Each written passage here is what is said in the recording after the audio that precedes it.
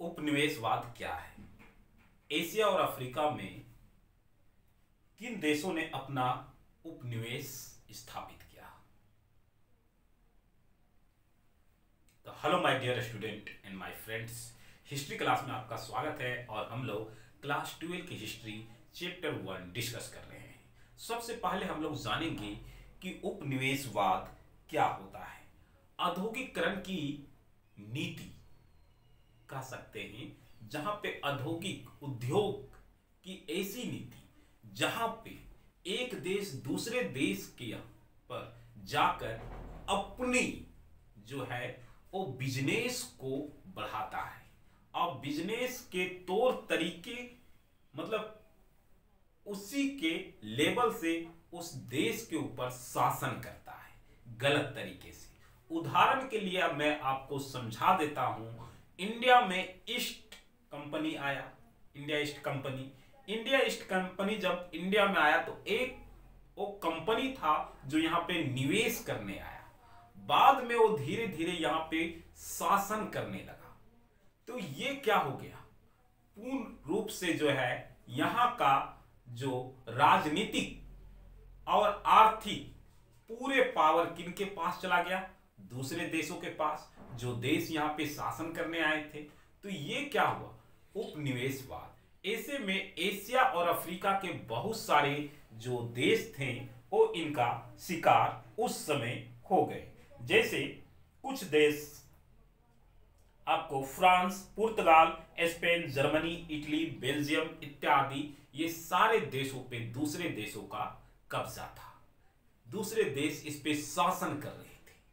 यही तो उपनिवेशवाद था। आगे बोलता है कि भारत में राष्ट्रवाद का उदय का कारण क्या हुआ? लोगों के अंदर राष्ट्र की भावना। सबसे पहले यह जानना जरूरी होगा कि राष्ट्रवाद क्या है। एक लाइन में आप इसका आंसर यह भी दे सकते हैं, अपने देश के प्रति प्रेम की भावना ही जगना राष्ट्रवाद कहलाता है। कहते हैं ना, राष्ट्रवाद हो गया, कट्टर हिंदू हो गया, मुस्लिम हो गया।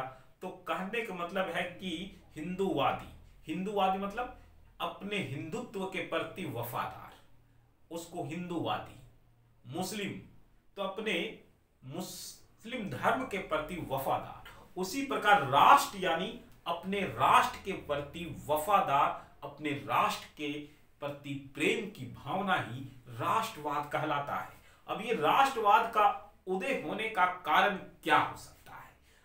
लोगों को ये समझ में आने लगा था धीरे धीरे। इसका बहुत कारण है।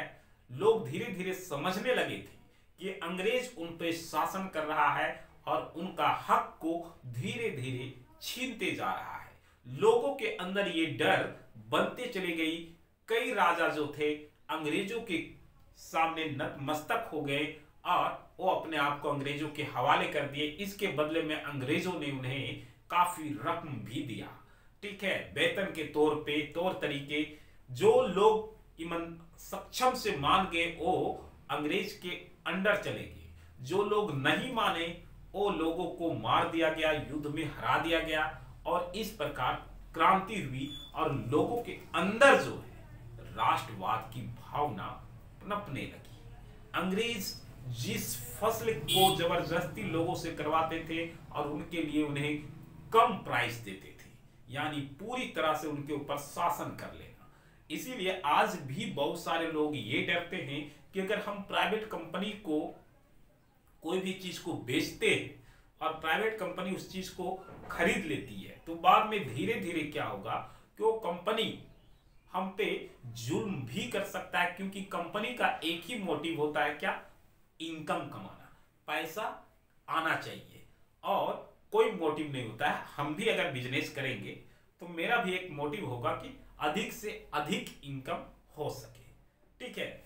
आगे हम बात करते हैं सांप्रदायिकता क्या है। वैसे जो अपने धर्म के प्रति वफादार होते हैं लेकिन दूसरे धर्म को वो नहीं मानते। जैसे भारत में कई धर्मों के लोग हैं, हर धर्म के लोग अपने धर्म के प्रति जो है वफादार है। लेकिन कभी कभी लोग जो है राजनीतिक लोग दोनों को, भड़का के आपसी मतभेद करवा देते हैं, तब हम कहते हैं कि सांप्रदायिकता की दंगा हो गई, यानी आपसी हिंदू मुस्लिम हो गया। सबसे ज्यादा यहाँ पे हिंदू मुस्लिम ही तो होता है। जातीय समूह भारतीय समाज में एक महत्वपूर्ण अंग जातीय समूह का भी है, और ये जातीय समूह का इसलिए क्योंकि भारत के जो सामाजिक संरचना था वो बड़ा ही जटिल था।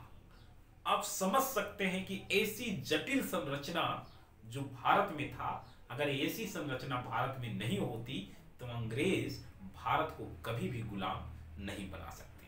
कहा जाता है कि वही घर को लूटा जाता है जो घर कमजोर होता है, वही आदमी मार खाता है जो कमजोर होता है। स्ट्रॉन्ग को तो कोई कुछ नहीं कर सकता है। तो इसलिए यहाँ पे जातीय संरचना जो है उस घर का होल था, और इसे होल को बड़ा कैसे किया गया और बड़ा करने के बाद इसको कैसे तोड़ा गया, ये हम लोग जानेंगे नेक्स्ट क्लास में। तब तक के लिए आप हमें इजाजत दीजिए।